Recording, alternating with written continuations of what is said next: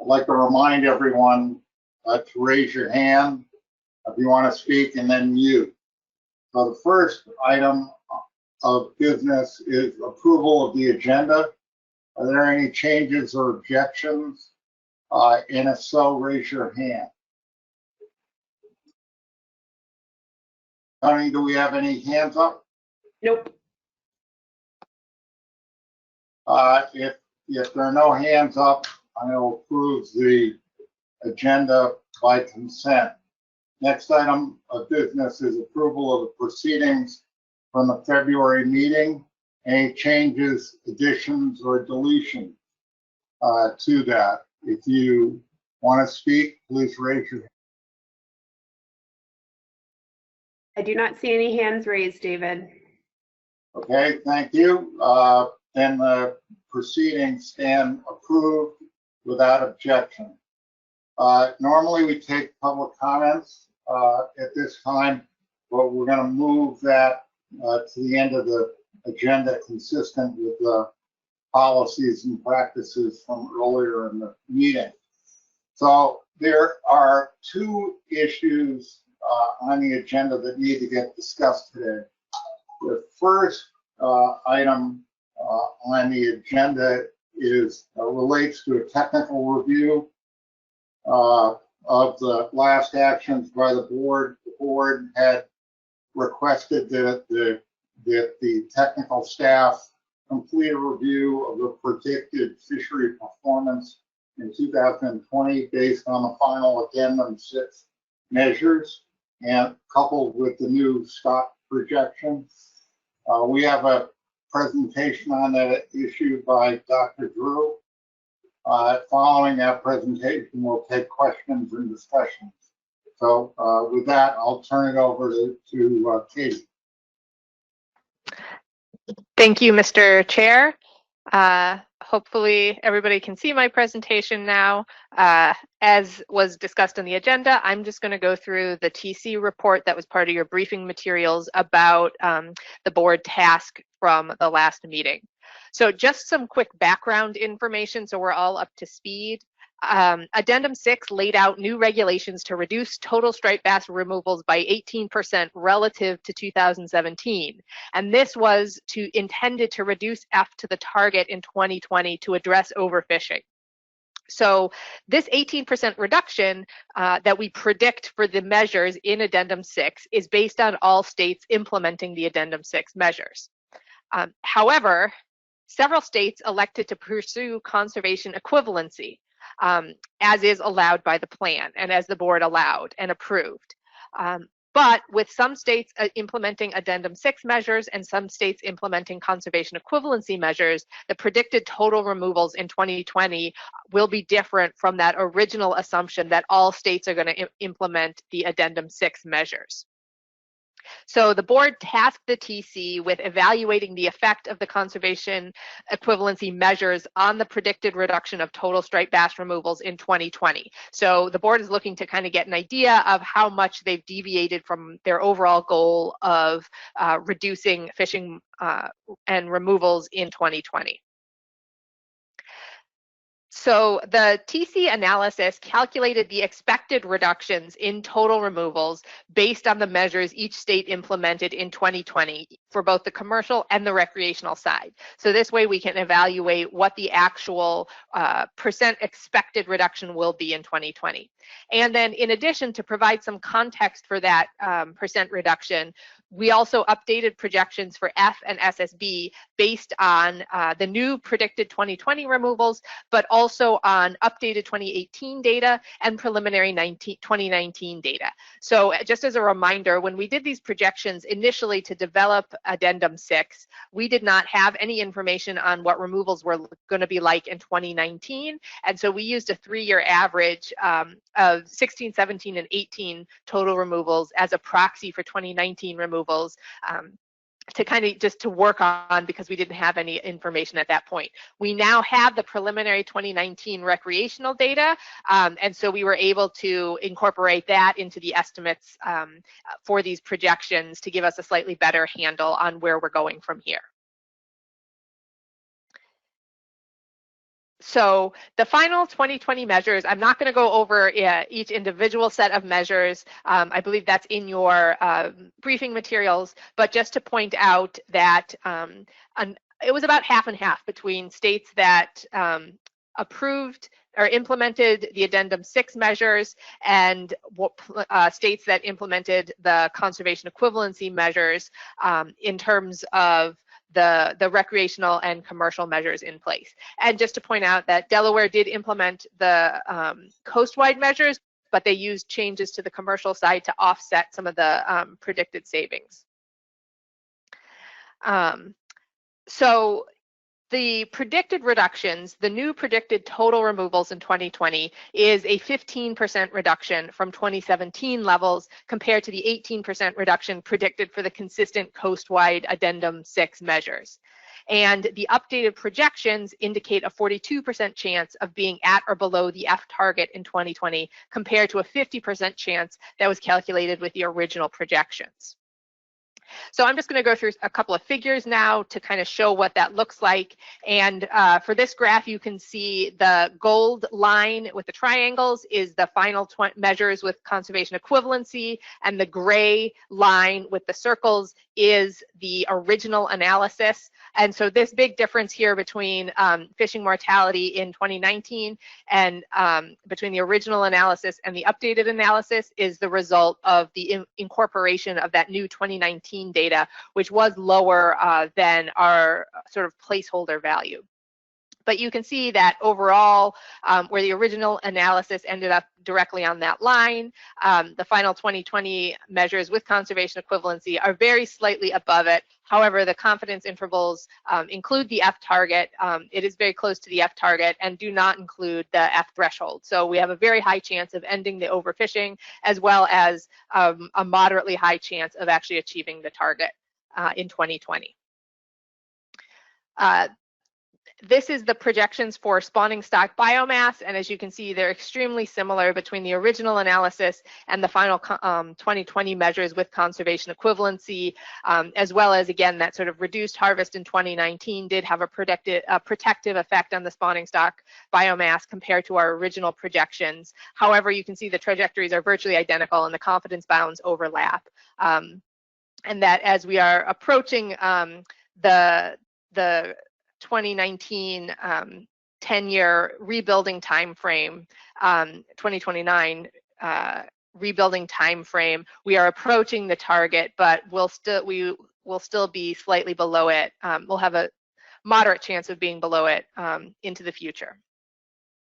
So overall, relative to the consistent coastwide measures, this combination of Addendum 6 and conservation equivalency measures implemented in 2020 would result in lower predicted reduction relative to 2017. So you're talking about a 15% predicted reduction versus an 18% predicted reduction, and a lower probability of achieving the F target in 2021, a 42% predicted probability versus a 50% predicted. So overall, you do have a slightly lower reduction and a slightly lower chance of achieving the F target, but it does not significantly undermine the board's efforts to reduce F and end overfishing in 2020. However, this obviously comes with a big caveat that the 15% reduction calculated for 2020 relies on the assumption that effort in 2020 will be similar to effort in 2017. And we've already seen effort in 2018 and 2019 was different than 2017, even under the same Addendum 4 measures, and had significantly lower total removals than 2017 under those same measures. So obviously this is a source of uncertainty that we have in all of our bag and size limit analyses, is trying to understand those changes in effort and what's driving them. But obviously the real big elephant in the room is the effects of the current COVID-19 situation on total removals, which we've talked about already for several of our other species, and I won't dwell on it here except to say that we have no way of predicting what effort or removals is going to be like in 2020 if at any point. So I think the overall takeaway is that, on paper, the implementation of those conservation equivalency measures did not significantly undermine the board's efforts to reduce F back to the target. However, For the projections and those calculated reductions are rendered extremely uncertain by the current coronavirus situation, as well as just the natural uncertainty and these kinds of bag and size limit analyses. So with that, I'm going to take questions from the board. So questions, thank you, Katie. Questions for Katie. Tony, if you see, call off those that want to speak. Yes, we have Russell, John Clark, and John McMurray. And yes.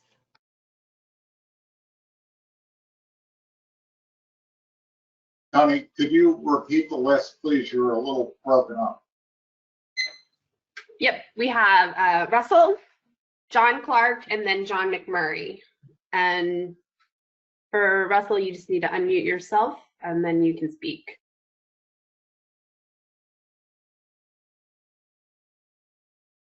Tony, if you're speaking to Russell Dyes, I had no questions. Okay, sorry, Russell. Your hand was up, but now it is down. So then we have John Clark and John McMurray. John? Thank you, Mr. Chair. Just curious, Katie, would you be able to put up a chart that would show what the reductions are by state based on the measures that have been implemented? Yes, we have that. Just one second.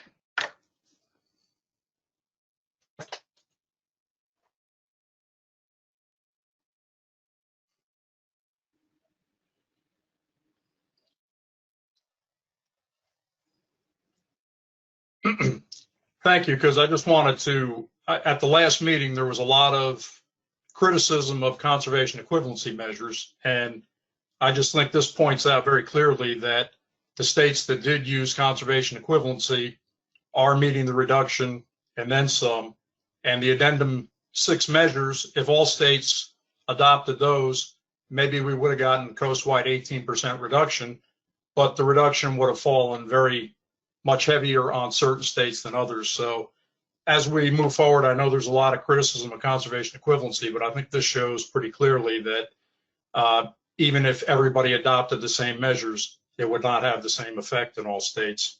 Thanks. Thanks, John. I've got John McMurray next. Yeah, can you guys hear me now? Yes. Okay, great, thank you.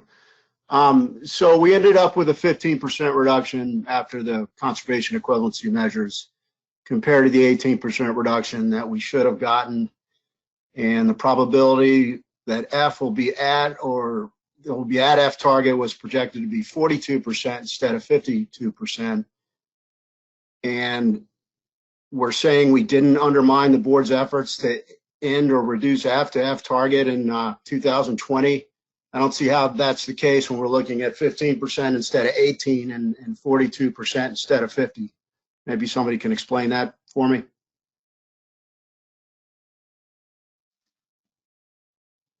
I think this is the TC's comment was that it did not significantly undermine the board's efforts. So I think we agree that there is a that this is not as conservative as everybody either going to the addendum 6 measures or everybody doing their own 18% reduction. You do end up in a less conservative place, but given some of the other uncertainties around this analysis, we didn't think it was a significant undermining of what the board is trying to do. So it's not like we ended up with a 2% reduction overall.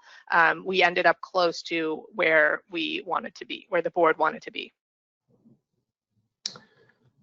Okay, follow up if I could. Yeah, that's understood. But I did have a question about the chart you put up in response to John Clark's question or to his statement. Those New York through Virginia measures, they're relative to the 18%, not what they would have achieved if they were implementing coastwide measures. Is that a correct assumption? Correct. If these states had implemented the coast-wide reductions, they would have had a higher reduction on the recreational measure, on the recreational side, than what they have implemented here. Okay, understood. Thank you. Tony, who have you got on the list? We have Mike Luisi, Emerson Hasbrook, and Richie White. Mike? Yeah, thank you, Mr. Chairman. Katie, can you go to your back to your slide that showed fishing mortality? I just wanted to see. You went through quickly, and I just wanted to look at and see where we were as compared to where we might be in 2019. So when we took action, the terminal year, if you correct me if I'm wrong, but the terminal year was 2017 in the latest assessment. So we took these actions to take reductions for fishing mortality. And in the interim, over time, before those reductions were put in place in 2020, we dropped below so the updated information on the assessment indicates that I want to make sure that I'm right here and looking at this. So we've got the 2020 measures with conservation equivalency being below the fishing mortality target. What was the gray line there? Is that was the original? That was the original. That's why I'm just trying to get. I want to understand where we stand currently, because looking back, I see that by doing nothing over 2018 and 2019, as we were working through this and the addendum, we ultimately achieved our desired fishing mortality just by chance. Now as I look at this, we're below the mortality target as of 2019, and we're predicting in 2020 under our current measures to be right at the target again. I'm just trying to understand this graph a little bit as to what the differences are between the gray and the yellow, or I guess it is like a tan bar. So yes, the differences are in 2020, we now have the 18%, or instead of the 18% reduction, we have the 15% reduction that we're predicting for the current measures. But we also do have updated information on the preliminary recreational removals from 2019, as well as final 2018 data. So the gray line is the original projections that we did on the basis of preliminary 2018 data and a 3-year average for 2019. So we didn't have, when we did these projections originally, we didn't have any information on what 2019 was going to look like.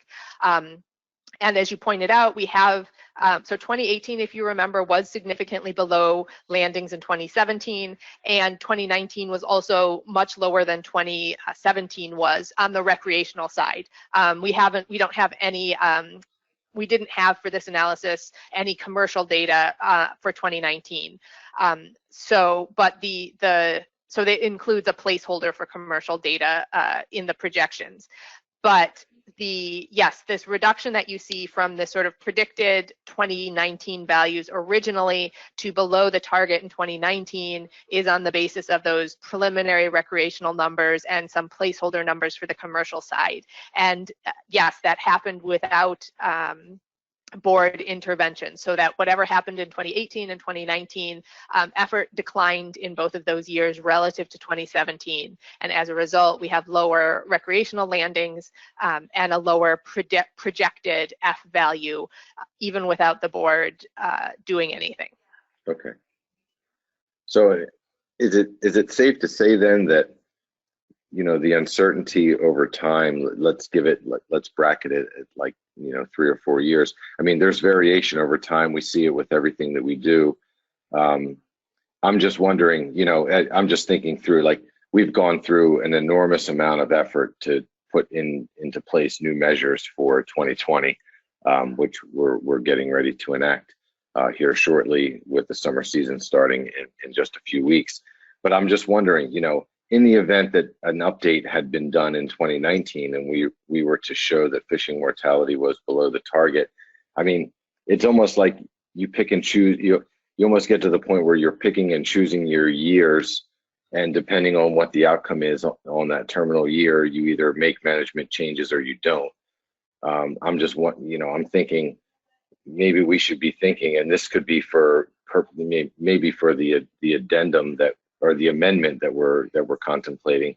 You know, perhaps, you know, with the variation throughout the years, maybe we should be less, you know, knee-jerk reaction to things, and, you know, without any action, we've gotten to ourselves to a place where fishing mortality is very controlled, and, you know, to the point where management would say that it's at a great level. So, you know, I'm just making the point that I think in the future we need to think about the reactions that we take to, you know, one assessment, and the terminal year of that assessment. And, you know, it creates a lot of controversy and a lot of problems, you know, throughout the coast. So I'll leave it at that, Mr. Chairman. Thank you for giving me the opportunity to speak. Thank you. And if I could just interject there, I think this figure might be a little misleading because we start out in 2017 and then everything else is below that overfishing threshold. But if you remember the original assessment, it's not just a single year, that we have been overfishing for striped bass for a number of years prior to 2017 under the same regulations.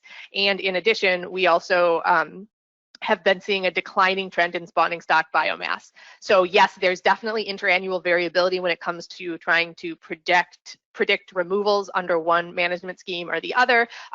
But I think it also helps to look at the big picture for striped bass and try to figure out what are we doing and how are we responding to interannual variability in the positive or negative direction. Yeah. Thanks for that, Katie. I wasn't trying to get to the, you know, that's a good point. Yes, we were overfishing for a very long time and we needed to do something.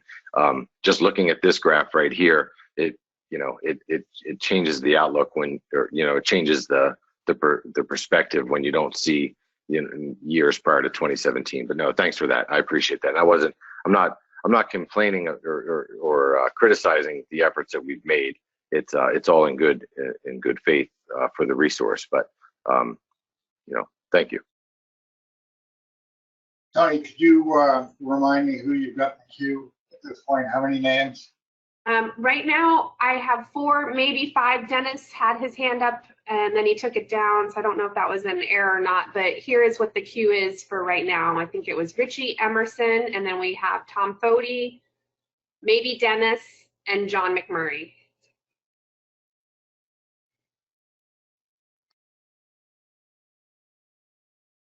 Okay, thank you. So let's deal with Richie White next.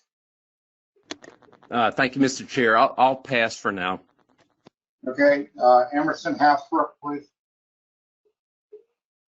Thank you, Mr. Chairman. 2 things. One is I put it in the text box, but I just want to put it on the record that I missed the roll call, but I am present for this board meeting. And the other is for that slide that's on the screen now, right? We have the gray, I'm going to call the gray line with the gray shading around it, the light tan line with the light tan shading around it, and then we've got the darker brown where it looks like the 2 overlap. And in the staff memo, the legend for that figure says that the shaded areas indicate 95% confidence intervals of the projections. So if I'm understanding this correctly, the 2 dots that we have there for 2020, the gray dot and the brown dot, both fall within each other's 95% confidence interval. And that would lead me to believe then that statistically there probably isn't any difference in that result. Is that correct? That's correct. They're within each other's confidence intervals. And you can see the confidence intervals don't overlap perfectly, but they are within each other's confidence intervals. So the second part of that then is there is likely no significant difference between that end result in 2020? So yes, depending on, right, what kind of a statistical approach you want to take here, yes, these are there's a slightly different, the distributions are slightly different. You have a slightly different chance of being at or above the target for one run versus the other. But if you were, as you said, they fall within each other's confidence intervals in terms of that final F value. So they are, by a lot of standards, indistinguishable. Thank you. Thanks, Emerson. Tom Floody? Yeah, I just wanted to point out the fact that we didn't know we were overfishing, just like we didn't know we were overfishing in bluefish until we put in all these new MREP numbers, which basically pushed us overfishing and actually pushed the recreational catch of summer flounder, scub, and a few other species. So we were moving along as if we were thinking that we were a different place than we actually were, according to the new numbers, whether you believe those numbers or not, but that's according to the new numbers. That's what pushed us over to overfishing. And also we knew what 18 and 19 looked like when we basically put most of these rules into place, but that's neither here nor there. But yeah, it seems like we're doing fine. Thank you. Thanks, Tom. I have Dennis Abbott next and John McMurray. Thank you, David. As you know, I've been consistent in my criticism of the application of conservation equivalencies, though in some cases they're legitimate or beyond being legitimate. That's probably not the right term. We started this whole thing off in an attempt to achieve 18% reduction.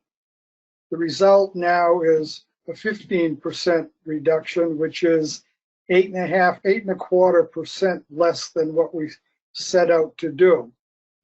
And then there's a confidence factor involved, so we may end up possibly only achieving 12% or some lesser number, maybe a higher number. But the fact is, we're not where we intended to be. So I think we've really dropped the ball on what we've done to this point. My thought is, as an example, what we did here in trying to achieve 18%, we should have started off with a figure of 20, 21, 22%. Because you know in striped bass that as there was in this past exercise, not everyone, but most everyone came in with conservation equivalencies, and the result of that was we did not achieve what we said we were going to achieve. So maybe when we're looking for 18, we try for a higher number, and then after the conservation equivalencies are factored in, we see where we are.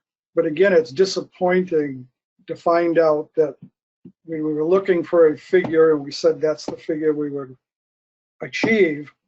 We did not do that, and we missed the ball by 8 1/3%. Thanks. Thanks, Dennis. We'll get John McMurray.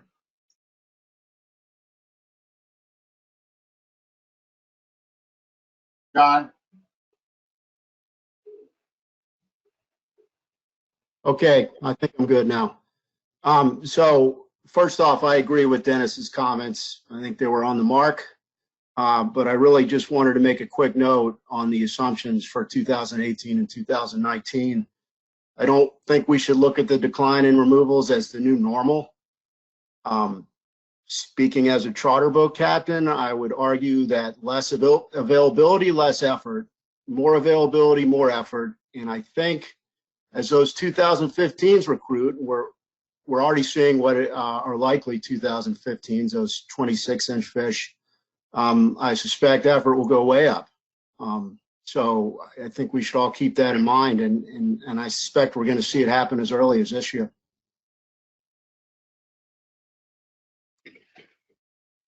David, we have Mike Luisi and Joe Cimino, and that's it. All right, Mike? Yeah, thank you, Mr. Chairman, for another opportunity to speak. I don't know who's in control of the screen, but can you go back to the state by state reductions based on the analysis that was done?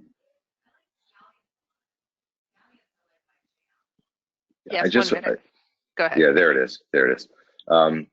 You know, I just want to make the point, you know, there were just the last couple commenters made made comment to the fact that we may not be achieving the desired result, you know, based on what the board ultimately, you know, had decided early on as, you know, achieving the desired result in reductions. But, it frustrates me a little bit in looking at this graph or looking at this, at the measures that we're looking at here and the reductions that the states are taking. So, you know, from New Jersey to Virginia, or I'm sorry, New York through Virginia, you know, we've exceeded the desired result, but there are other states that, based on the measures that they put in place, are not. They're far from the 18% that was, you know, part of the addendum. So, you know, it's frustrating to hear that, you know, across the board, no, we're not achieving what we ultimately wanted to achieve. But, you know, a lot of us, we got there, and there are some states that fell short, and those states could have, if they chose to, they could have, you know, put forth measures that were more restrictive than what was in the addendum to get us to that desired result. So, you know, I just wanted to go on the record with that. Thank you. Thanks, Mike. Josemino, please. Thanks, Mr. Chair. Yeah, I think Mike hit the nail on the head there. So it is frustrating to hear that type of comment where we see that the conservation equivalency measures were in fact shooting for something higher than 18%. And I think for most states that was intentional. You know, Virginia was very clear on that, and in the end, you know, I know New Jersey's proposal was with the intent of being higher as well. And also, just getting back to the 18 versus 15%, you know, the concern over that difference really says to me that folks don't understand what the analysis was. And it's that assumption, almost in what we're doing here is pretending that effort is going to be pretty much exactly the same as it was in 2017, with the fish in all the same places that they were intercepted in 2015. Yes, 2017. And since we know that isn't happening, we're having the spring that we are having. I think, you know, it's not even worth having that comment based on the analysis. I really appreciate what the TC did.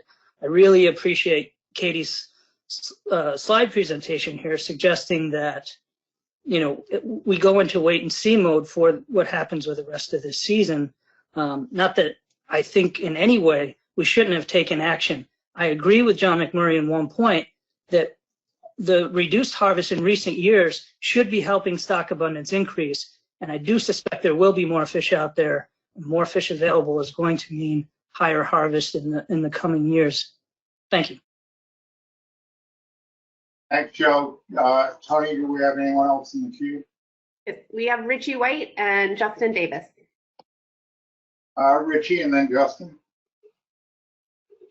Thank you, Mr. Chair. Want to comment on Mike's comments. This chart is taking us where striped bass management has never been. We've always managed striped bass as a coast-wide stock, and we've always implemented coast-wide measures. You could put Maine, New Hampshire, Rhode Island, Connecticut, maybe even Mass in moratorium, and the other states are still going to have to take substantial cuts because that's where all the fish are being harvested, you know, in a large degree. That's the majority of mortality. So saying that we're going to look at each state in the future and say each state has to individually cut whatever the coast-wide cut needs to be, now you're going to have a wide variety of regulations up and down the coast. And that was never the intent of coast-wide striped bass management, and it's never and never have we done that in the past. So I think it's to look at New Hampshire at only a 3% cut. We could go to moratorium and it wouldn't affect anything, any of the other states, because we're so small. And New Hampshire would have gone more restrictive. They were the fishermen were all in favor of 36-inch one fish. So anyway, so I think I think this chart is misleading, and I think we need to get back to coast-wide management with a coast-wide regulation. Thank you. Justin? Thank you, Mr. Chair. And Richie really covered a lot of what I wanted to say. I think it's important for the board to be clear to the public that this slide we're looking at right now does not mean that the coast-wide approach to management that we took in this last addendum and that we've used for striped bass for a long time has failed. It'd be mistaken to assume that coast-wide management means that you should see the same % reduction in every state's box here on this slide.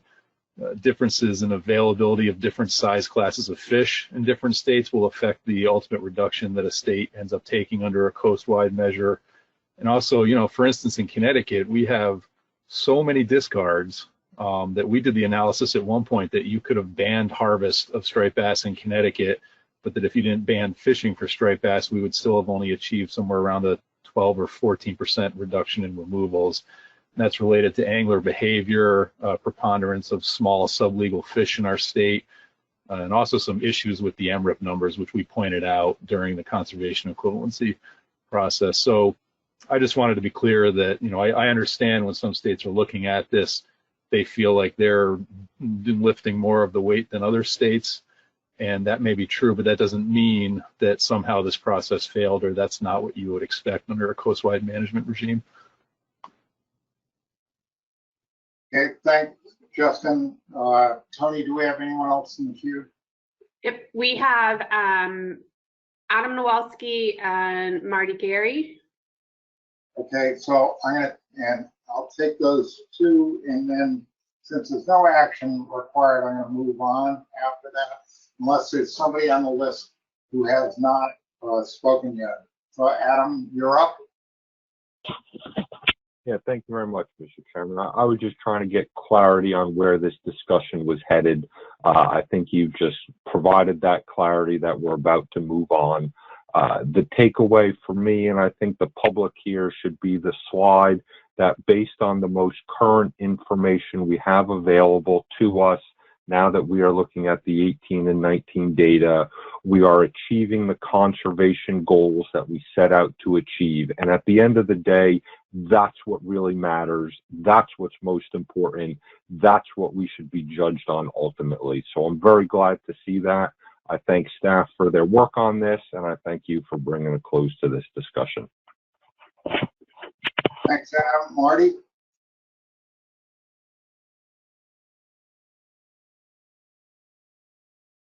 Marty? Oh, I'm sorry, Mr. Chair. Thank you for recognizing me. Hopefully a simple question, just a clarifying one for Katie. I realize obviously PRC is not a state. We don't have an MRIP specific estimate for PRC jurisdictional waters, but for the purposes of allowing me to talk to my commissioners and our constituents, can you characterize what PRC's CE measures may be accomplishing, or is that not possible given the parameters of the data? Thanks.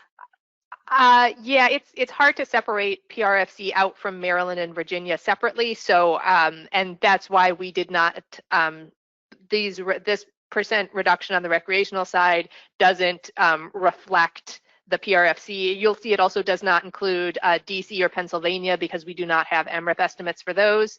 And so this is, PRFC is likely going to be on the recreational side, somewhere between Maryland and Virginia, depending on, or closer to Maryland, because I believe you're implementing regs similar to Maryland. And then, obviously the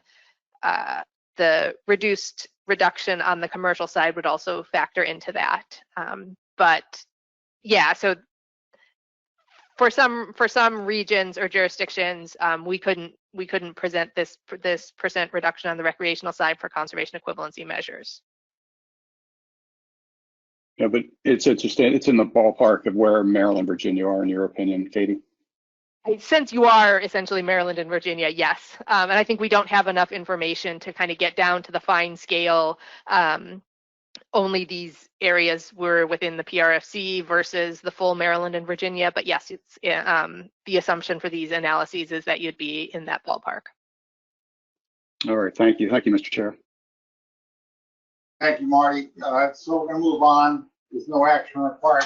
I'd like to take the opportunity to thank Katie and the technical committee for fulfilling the request and doing a nice job on it. I think they've done an excellent analysis and put it forth in a fairly understandable format. So thank you very much, and pass that thanks on to the rest of the technical committee. So the next issue on the agenda is this subject of forming a work group. And what I asked Max to do is to just brief us on a couple of different components of this. One is to remind us what the table motions are that we have on the table at this point. And before anyone jumps to a conclusion on that, the leadership of the commission would like those table motions to basically be taken up at the summer meeting. And then I also asked Max to identify some of the priority concerns that we all discussed during our last session, just to remind us of what those are. So Max, would you summarize those, please? Sure. Thank you, Mr. Chair. So again, I will be short here, and Dave sort of went over the whole purpose of these few slides. I was hoping, Katie, do you mind continuing to go through this presentation? Yeah, absolutely. Maya, if you could just, there we go. Thanks. Yep, so just a few slides here. Again, as Dave pointed out, the board was slated to take up 2 postponed motions today. That first motion considers accountability measures specific to Addendum 6. And the second considers initiating an amendment to address a suite of management issues, including stock rebuilding. Next slide, please. So, however, recognizing the challenges of having these very high profile, high complex management discussions in a webinar setting, commission leadership did decide to further postpone these motions until the August meeting. And I wanted to point out that this does not delay any action on those motions.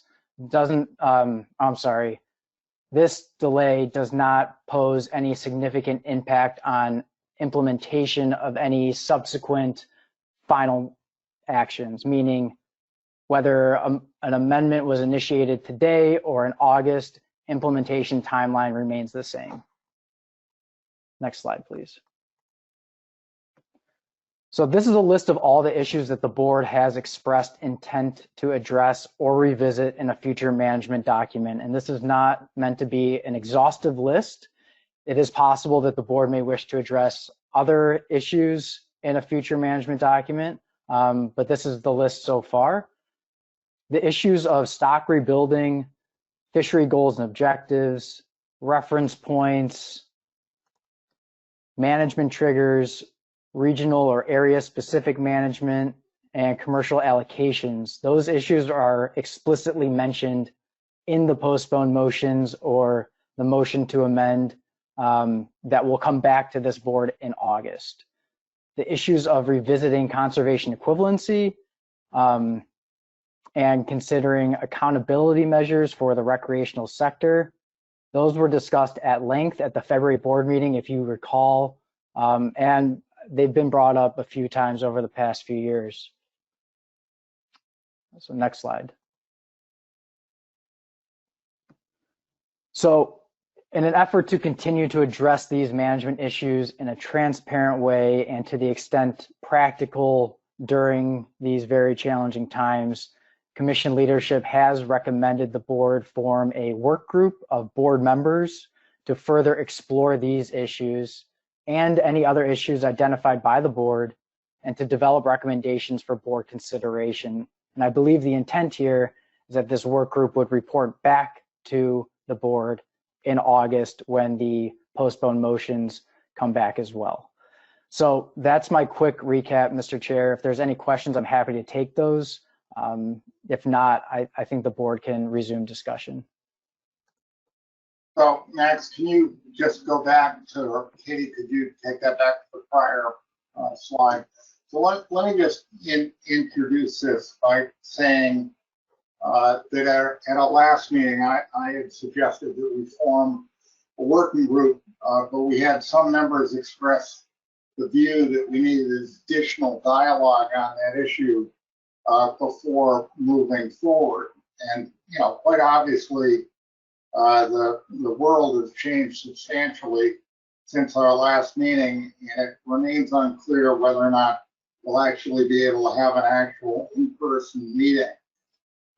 That said, I think the board, you can look at the list yourself, have identified a number of important issues to at least start working on. And so my suggestion at this point as a way forward is to take that list, and we could add anything else to that list that we wanted to today, but take that list, form a working group, and task the working group with having some discussions between now and the summer meeting and try to flesh out some of these issues. And I'll just pick one subject in particular, the issue of, as an example of why we need a subgroup working on this. The last issue on the list is accountability for recreational fisheries. And regardless of where you stand on that issue, there was a lot of discussion, particularly at the last meeting, about the pros and cons of that strategy, and even to the point of whether or not it was even possible to do that. What data sources you'd use. Some people had ideas on how to proceed on that. And I guess the point that I'm trying to make at this juncture is that we need a small committee that can work through those types of issues and then identify pros and cons of that type of concept and then present it at the next meeting. And the same goes for many of the other issues on this list. So if you agree with the concept of continuing the work on this issue between now and summer, then to me the logical next step is we have a small group of commissioners follow the work group guidelines and standards that the Commission adopted last August, I believe, and work through some of these items and present pros and cons of different strategies and even alternatives to some of these strategies at the next board meeting. At that point, we take up the tabled motions and kind of merge these two with a tasking for the PDT to move forward. So if you agree with that, then I think one logical question we need to address is what type of group. And if you look at the standards, work group standards that we adopted, they basically recommend a small group. And in this case, they also recommend really diversified groups, so you have all of the different user groups be a party to the discussions, because you want different views to come forward in that format. So my suggestion would be if we're going to form a small work group that we have, say, a maximum of 6 individuals from the board on the work group, 3 from the producer states and 3 from the coastal states, and that they basically take the list that Max just put up and start there and start working through some of these issues. So that's my suggestion as a way forward, and I'm happy to entertain any questions or comments on it.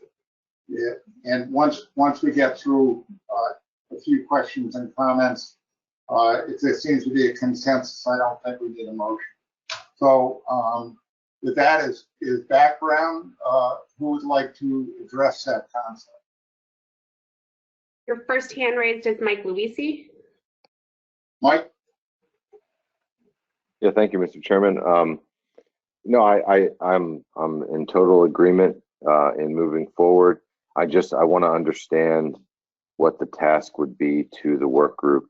There is no amendment that has been initiated. So would the work group, would the task of the work group be to discuss these issues that are in front of us on the board right now and, you know, inform the board when making the decision about whether or not to initiate an amendment? Is that what you think?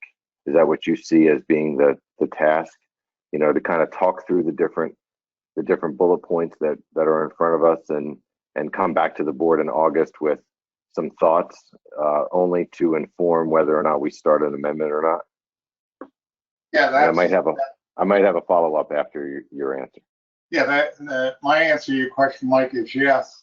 I think that's exactly it. For instance, if you had a work group that the first item on the agenda of the management issues, stock rebuilding, 2029. I'm sure there's going to be a discussion by some of the members of the work group. Is that appropriate? Should it be shorter? Should it be longer? And if you get that type of dialogue going, I think it would be very informative for the board once they get to the point that they want to make a motion to move forward with a addendum and some taskings for a PDT. So my answer is yes. Okay. And you had a follow-up? Well, no, I just wanted to say that I'll be the first to raise my hand to say that I'd appreciate your consideration for me as being part of that working group from one of the producer states. So I'll leave it at that. Thank you. Well, and I'll just follow up with that. Thank you for raising that perspective. I'll just follow up by saying, I think the way to do this is to allow, we could send out a letter, Max could send a letter out to all of the membership on the board asking for suggestions. And then we look at it and basically make the selections, you know, in order to make sure we have balance, as I said, from the producer and coastal states and geographically. In other words, this has to be a balanced committee. That's what the whole work group standards get at. So Tony, next person in the queue. Yes, you have Joe Cimino, Adam Nowalski, and John McMurray. Earlier, Justin Davis had his hand up, and I don't know if he took it down on accident or not. And now I see Megan Ware with her hand up as well. Okay, so Justin, do you want to speak? If not, I'll go to Joe. I'm going to pass for now. Thanks. Joe, please. Yep, and quickly, thanks, Mr. Chair. I mean, I think in general, I agree, since there are so many things that we have to think through. The one bullet I have some concern with is reference points. I'm not sure if, you know, is this working group planning on meeting with the stock assessment subcommittee and possibly, you know, potential past peer review suggestions on what is appropriate, or are they just looking a priori, you know, what are their preferences? I think out of that group of items, that one really stands out to me as a working group decision. Tony Dennis here. My hand has been up for quite a while and you're not recognizing me as on the list. Dennis, your hand is not up. It is actually down. Okay, so Now it let's is get back to Joe's point. In terms of the reference points, I would agree with you. I think that, the board's probably going to have more suggestions on that to clarify what's intended there. But there's no reason that a working group can't talk through some of those types of concerns and come back even with a list of questions they think the board should address as part of that issue. Joe, do you want to follow up? No, David, that's fine. Thank you. Okay. So Tony, my hand shows as being up, and it has been up. I'm getting a green arrow, have been for some time. I have a process question that I'd like to bring up at this point. If you wouldn't mind, let me call on you first.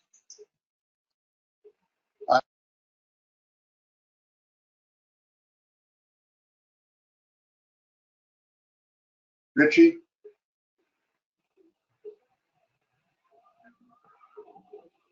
Tony, could you read off the list in the order that the names came in, please?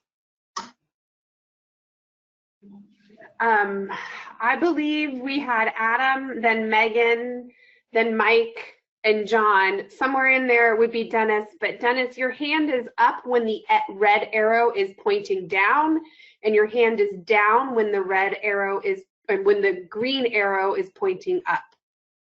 Now your hand is up. Okay, so we'll take them in that order. I have Adam, Megan, Mike Polisi, and then Dennis. So Adam next.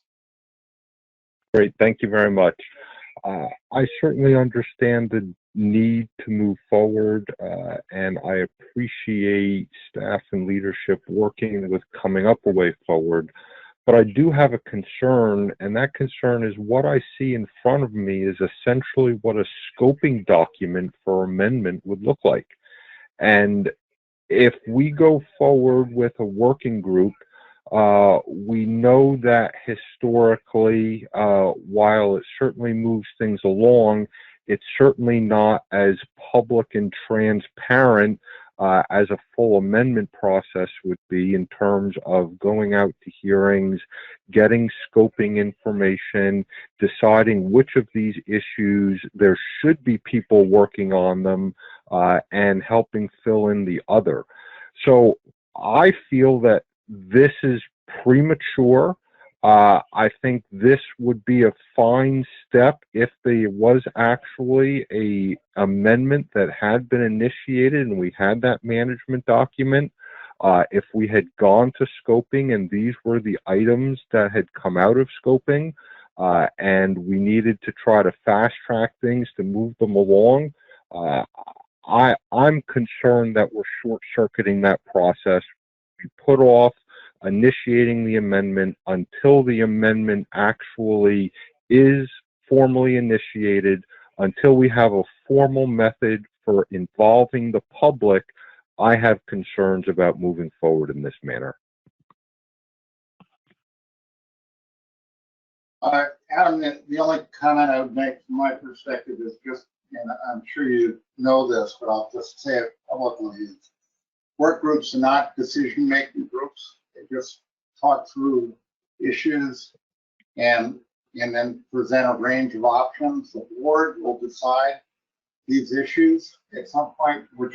The only thing we're trying to do is accelerate that process so that we don't have 5 to 6 months where we do nothing on this issue. So that's what the intent is. So I'll take the next person on the list, which is Megan. Thank you, Mr. Chair. I support the work group process here. Adam, I definitely hear your concerns there. I think my concern is that this is a pretty daunting list potentially for staff. So I think it might be good to just have some thought and provide a little more guidance to the PDT moving forward. I do agree about the concerns with transparency. And so I would just confirm or request that all of the work group meetings be posted to the ASMFC calendar and that there be webinars that people can listen into. Not only the public, but I bet members or other commissioners will be interested in just listening in to those work group discussions, and I think that might help move the process along. Thank you. Yeah, well, thanks, Megan.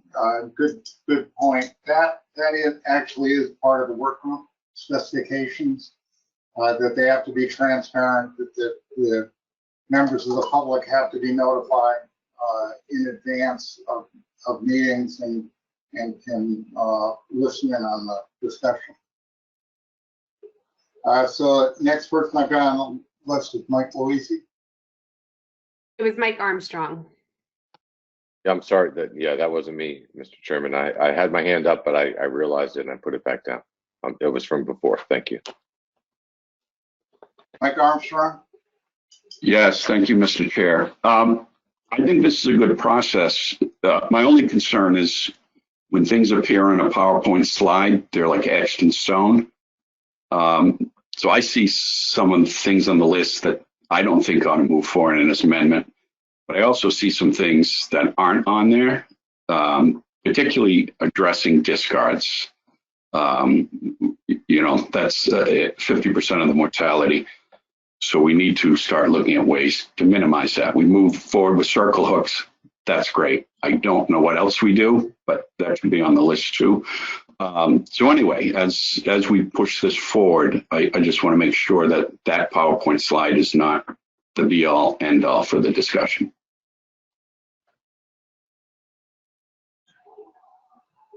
I just expressed my own view. This is the starting point. It's going to start the work, not going to end the work. The next person I have on the list is Janice Abbott.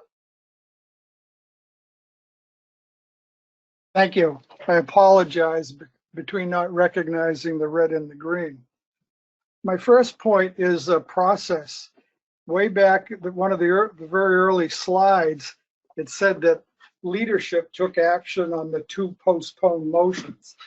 It's my belief that those 2 motions that have been postponed belong to the Striped Bass Management Board.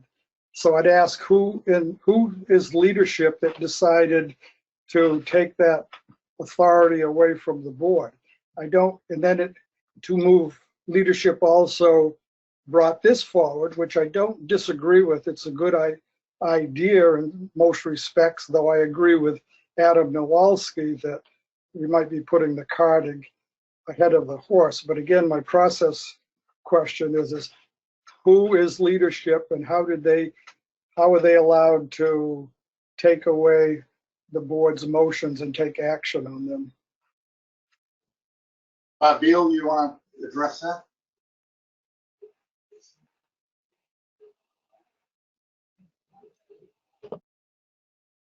See, I would think that we would, as a board, have a vote or whatever to put them aside. That would have been the proper way, in my opinion, to handle those 2 postponed motions.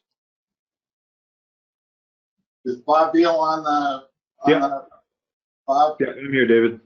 Yeah, I would sort of, Dennis, the leadership can't do anything with board motions. Those are board motions, and the board's the only one that can dispose of them or take action on them. I think really what it was a conversation about what do we want to try to achieve at our first go at these remote sort of virtual meetings, and talking with the board chair, commission chair, myself, and staff. You know, we decided that let's try to just get the updates on the analysis that the technical committee has done on effectiveness and expected results of the conservation equivalency proposals or the full suite of regulations that are going to be implemented. And then, you know, the motions are still out of the board. I wouldn't characterize it as we took action on them. I would just say, you know, what we took action on is trying to form an agenda for this meeting that we thought could be practical. And, you know, a month or 6 weeks ago when we made that motion, we were hoping that we could get together in August, and we still may be able to, but, you know, it seemed that deferring these decisions until August wasn't that big of a deal because we would be back face to face. But who knows what's going to happen in August now. So I wouldn't, and as far as recommending, saying leadership recommended a working group, I think it's, it's the idea of, since we decided we don't want to take these big actions during this virtual meeting, what can we do in the interim to keep things moving along? And the idea was maybe, potentially forming this working group, that's up to the board, to flesh out sort of some of the ideas that will be included in the next step of the amendment, should the board decide to initiate an amendment. That's an important point that Mike Luisi made earlier, is the board hasn't made that decision to initiate an amendment. And while I'm speaking real quickly, Mr. Chairman, I think it's important to keep in mind the steps of an amendment. The first step would be a public information document, and that would be, in my opinion anyway, the first charge to this working group is develop a suite of issues that you want feedback from the public on during the public information document of the amendment process. So for the first round of public hearings, what do you want to hear back from the public on? And then, once the board gets that feedback, then they start developing the specific management options down the road. So, Mike Armstrong just brought up, how do we deal with discards? How do we improve or reduce the mortality associated with discards? That's a great question for the public. They may have some good ideas for that. And those are the things that I think this working group can do, potentially do a good job of fleshing out and bringing back to the board at the August meeting, either in person or virtually. Thanks, Bob. Thank you, Bob. I think that's a useful point that he made. So let me just offer this up as a way forward, because a couple of members have expressed similar concerns. We could form a work group with the intent of developing a scoping document, and at least use this list as a preliminary starting point, and then present that scoping document at the next meeting. Then carry on the discussions of the tabled motions. We would have this work product. If we were going to move forward, we would have this work product that would be the first step in any addendum process. Now we could go through these issues and decide at that point which of these are relevant and which are not. That sound like a reasonable way forward? Comments to that point?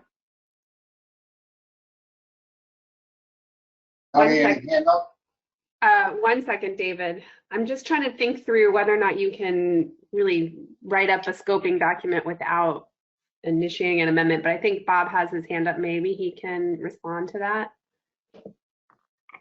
Is that okay, Mr. Chairman? Yeah, I mean, I think the idea is kind of, this is sort of work assuming something happens with an amendment. And so the working group can start pulling together the public information document, scoping document. But if the board decides not to go forward with an amendment, then that document just sort of dies on the vine. I don't think we're causing any problems procedurally. We're just trying to prime the pump should the board decide to go down this road. And the board, at their next meeting, obviously will have full ability to edit, change, delete, do whatever they want to do to any issues that are in the draft PID or scoping document, if that's what the working group pulls together. Okay, so let me ask, do we have objections to proceeding in that manner? Any objections? Anyone on the list, Tony, that would like to speak to that point? Well, right now you have 4 people that have had their hand up for a while, so I'm not sure if they're objecting or if they just want to speak. Those 4 people are Adam Nowalski, Justin Davis, Tom Cody, and John McMurray.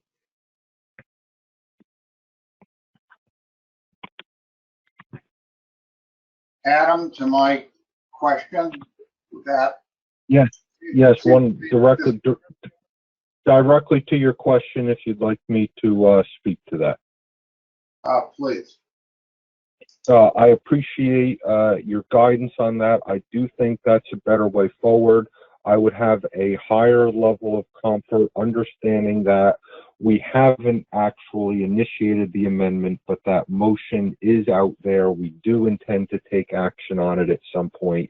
if the scope of the working group was to work on the list of items that we would put into a scoping and some prioritization of them, I think that would be fine.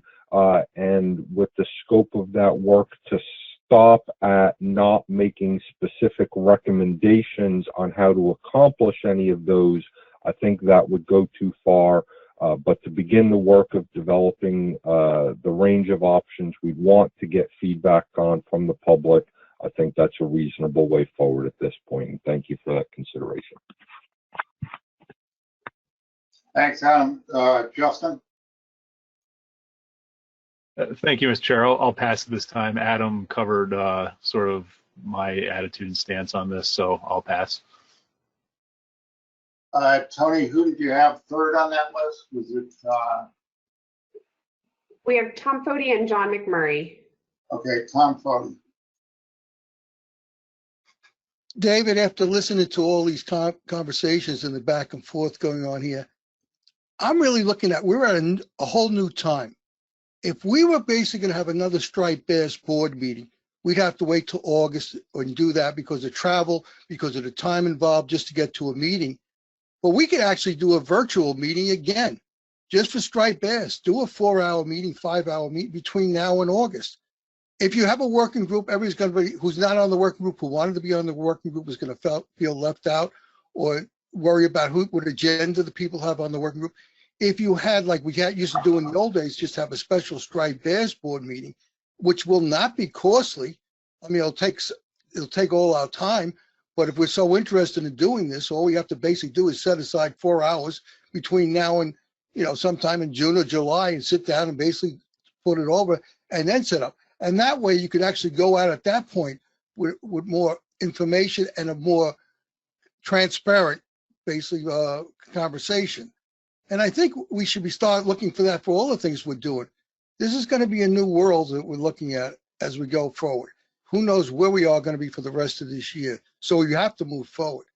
But we needed to, and I think this meeting has worked very well. Matter of fact, except for my long conversation here, I probably spoke about 5 minutes all day, which is, Joe would say to me in the old days, I cost him a lot of money because he wasn't making any money on the stenography end of this. So I'm thinking about maybe it'd be just as well to have an actual striped bass board meeting between now to look at whether we do a scoping document or not. John McMurray? Yeah, thank you, Mr. Chairman. I think I've had my hand up for about 20 minutes now. Just to the working group, of course, I agree. It's a good initial first step in all this. We shouldn't make this more complicated than it is. We're just generating ideas. We could certainly do that. I do have the same concerns about transparency. The public absolutely should be able to provide input at this level, and I hope we can make a good faith effort to allow that. But my question has to do with the two motions in relation to the to initiating the amendment. And the first motion deals with accountability for addendum 6, and then we have accountability in the motion to initiate the amendment. I'm just wondering, are we planning on two separate actions for that, or were we going to roll that first motion into the amendment process? Max, do you want to address that? Yeah, I just caught part of that question, John, but so that first motion is specific to addendum 6. It's talking about if states don't meet their targets, their projected targets in 2020, what accountability will there be? And the idea of accountability for the recreational fishery in the future was a separate conversation that the board had that could be fleshed out in a management document. But that first motion really was specific to the 2020 fishing year and accountability for addendum 6 measures. So follow up, if I may, Mr. Chairman. Certainly. So we're going to have to take action on that first motion in August, correct? To have it apply to the 2021 fishing year. Yeah, I'm not going to speculate as to whether that motion will be voted up or down, but either are possible, and the board can move forward from there.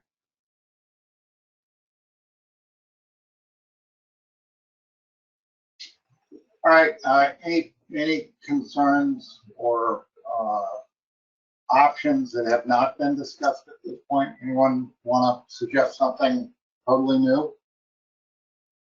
Any hands up, Tony?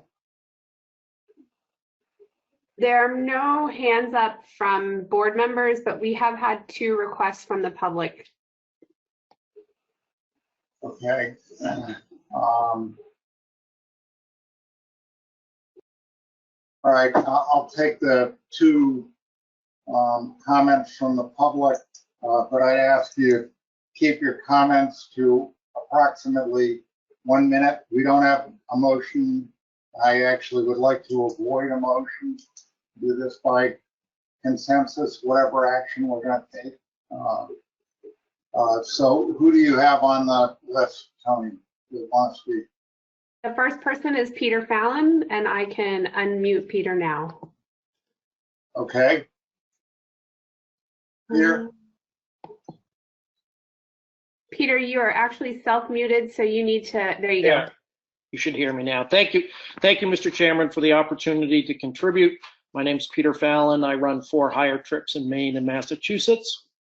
I'm president of the Maine Association of Charter Boat Captains and a member of the American Saltwater Guides Association.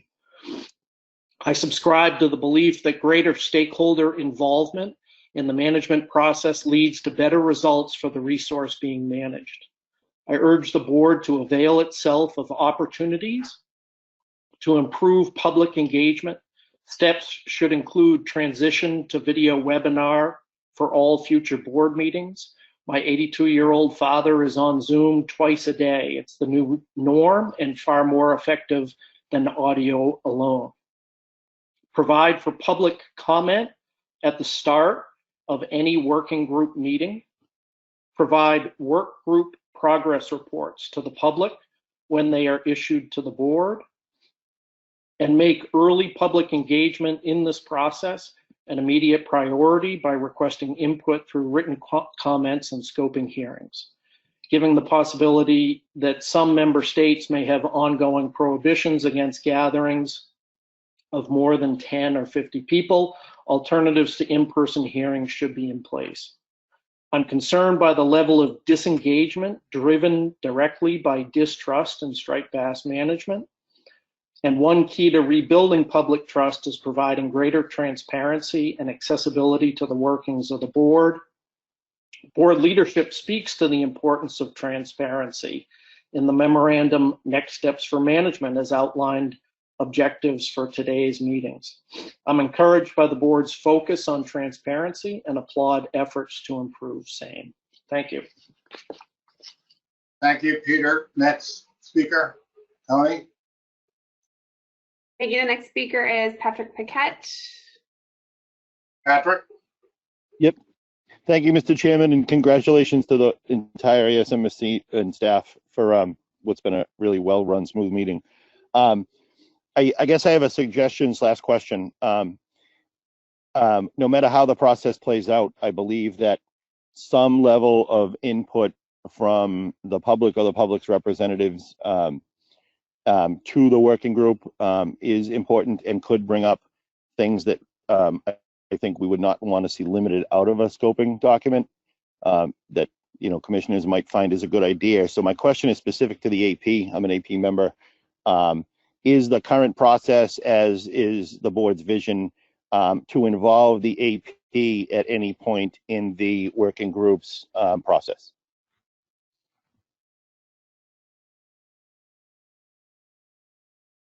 Max, I don't have the working group rules right in front of me. Could you remind me of the provisions? There are provisions of those guidelines that apply to public input. Could you refresh all our memory on what that is, what those provisions are? Or Tony can do it if she has in hand. Yes.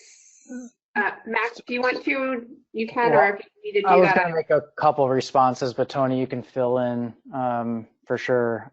So first and foremost, all work group meetings, just like any commission committee meeting, are open to the public. There is a limited opportunity for public comment at those times. And of course, in the event that a management document is initiated, there are those procedural steps to involve advisory panels in the development of that document. So I want to just say that off the bat. And as far as specific to work group functions, Tony, maybe you can jump in. Typically, in the guidance, as Max said, and this is a little bit of a reiteration, but these work groups are to get us through, work through some issues that the board may or have not had time to, or cannot address within a commission meeting. And it's not intended to be deliberative, but in order to present back to the board all the different concepts and the ideas behind that. We have said that through work groups that we would provide progress reports to the board midway through the meetings. Now that is dependent on the work group members completing their tasks. Staff can obviously provide summaries of meetings that have occurred, but if the work group members don't actually complete the work that they're doing, staff can't provide those updates, but we can make those available, those work group summaries available on the website.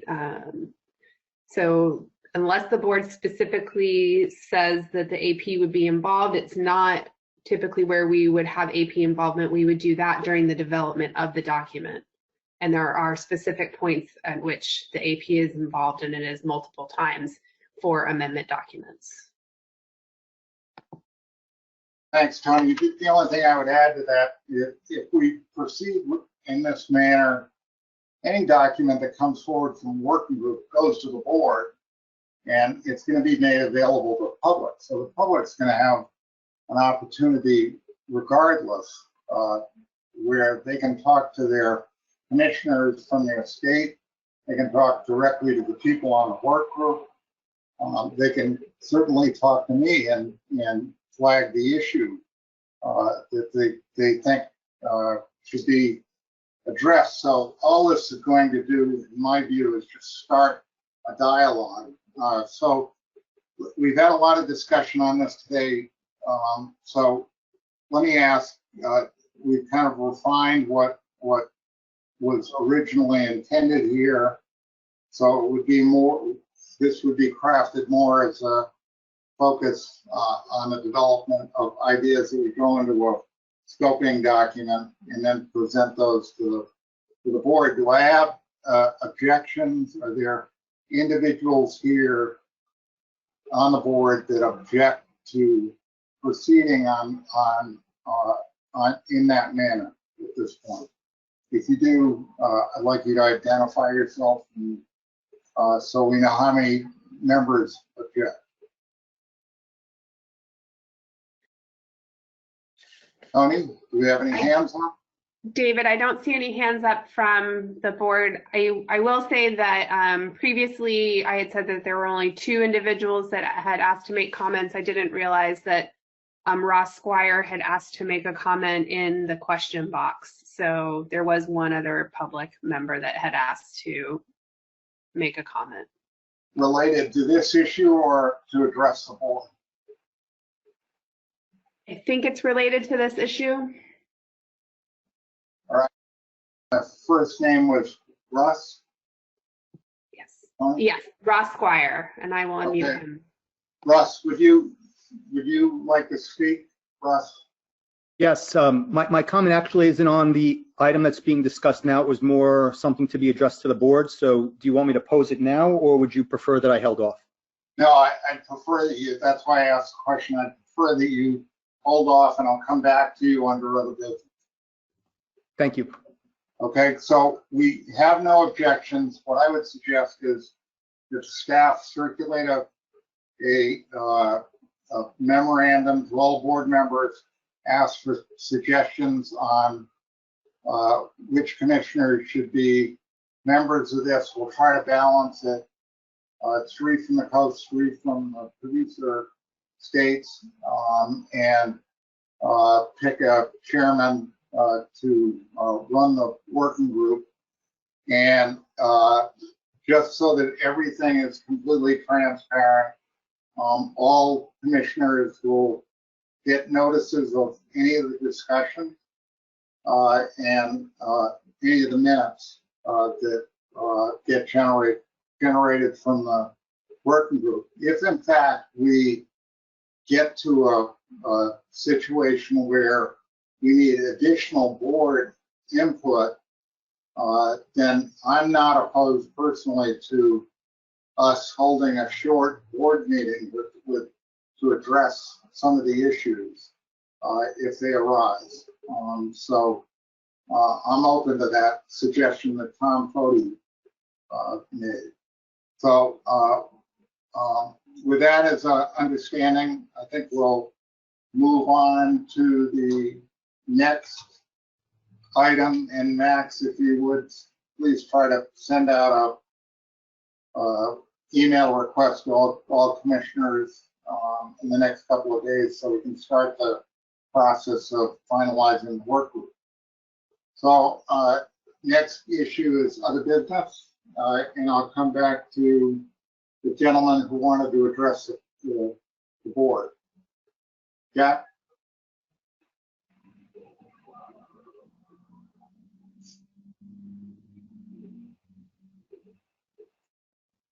I'm not aware of any other business. I don't see any hands up for other business. And then your member of the public is Ross Squire. Tony, you left? No, he's still here. Are you ready Okay. for Ross? Russ, if you want to address the board at this point, please do. I appreciate that. Thank you. Thank you very much. I think, first of all, my name is Ross Squire. I'm the president of the New York Coalition for Recreational Fishing. And, confidence and trust is a big thing within the rec sector. So I appreciate all the work that's done, that's gone into coming up with the 2020 regulations and the calculations. But at the same time, when you look at some of the estimates, Maryland's estimate of a 21% reduction is a 0.5% more than what was forecasted in Amendment 4. And we know how that turned out. So the question that I really had was towards the technical committee, and that is, were there any lessons learned? Was there anything went into the analysis of the conservation equivalency proposals this time that would give the public a little bit more confidence in terms of the accuracy of what we can expect?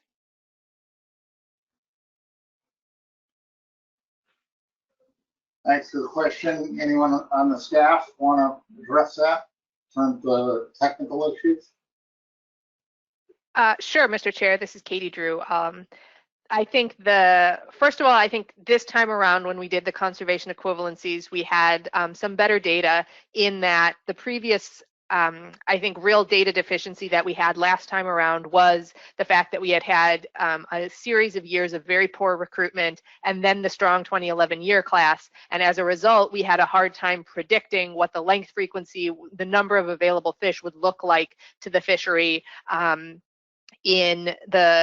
once we implemented those regulations. This time around, we do have the information on that 2011 year class that'll help us predict the impacts of the 14 and 15 year classes coming into the fishery a little better.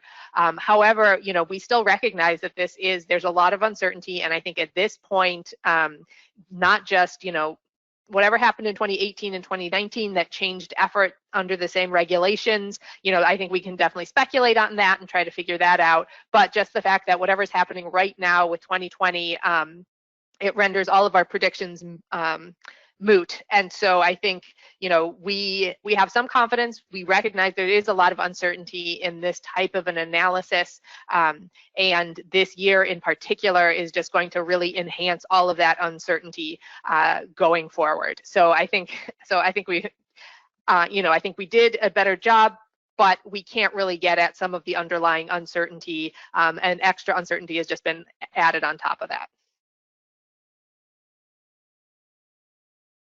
Any follow-up, Russ? None at all. Thank you very much, Katie. I appreciate it. Okay, so I think we're through the agenda. Is there any other business to come before the board? If there are no hands up, is there any objection to adjourning? No objections? No objections. Okay, so the meeting stands adjourned. Thank you very much.